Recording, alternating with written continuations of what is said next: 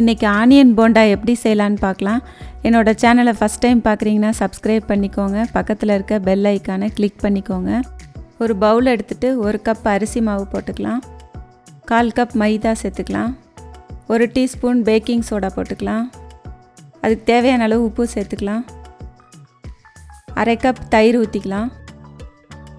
ஊற்றிட்டு எல்லாத்தையும் மிக்ஸ் பண்ணி விடணும்.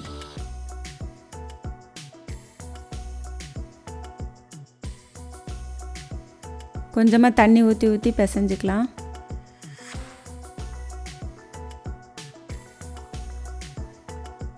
இந்த மாதிரி நல்லா கலந்து விட்டுக்கோங்க.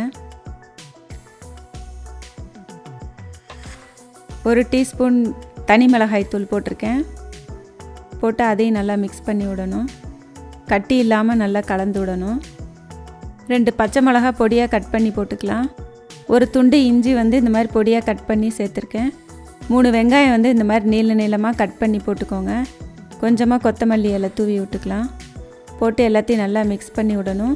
வெங்காயம் போட்ட பிறகு கொஞ்சம் தண்ணியாக இருக்கும். அப்படி இருந்ததுன்னா அரிசி மாவு கலந்துக்கோங்க. இந்த மாதிரி பதம் இருக்கணும். ரொம்ப தண்ணியாகவும் இல்லாமல் இந்த மாதிரி இட்லி மாவு பதத்துக்கு இருக்கணும்.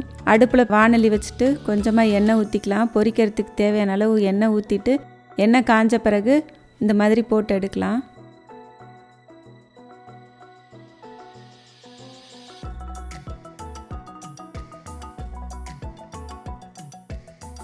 அடிப்பாகம் வெந்த உடனே திருப்பி போட்டுக்கலாம். அடுப்பு அப்பப்போ சிம்மில் வச்சே செய்யணும். இதோட அளவுகள்லாம் நான் டிஸ்கிரிப்ஷன் பாக்ஸில் போட்டிருக்கேன், பார்த்துக்கோங்க.